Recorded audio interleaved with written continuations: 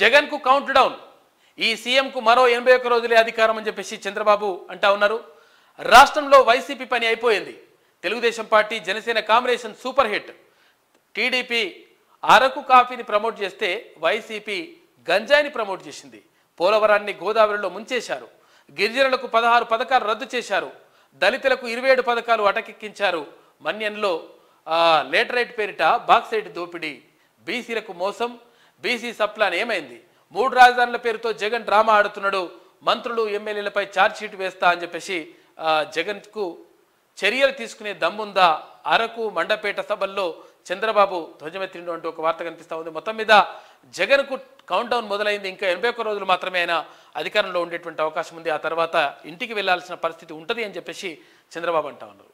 అరకులో శనివారం జరిగిన సభకు హాజరైన గిరిజనులు విల్లు ఎక్కిపెట్టిన చంద్రబాబు అంటూ ఇక్కడ చిత్రాన్ని చూసుకోవచ్చు.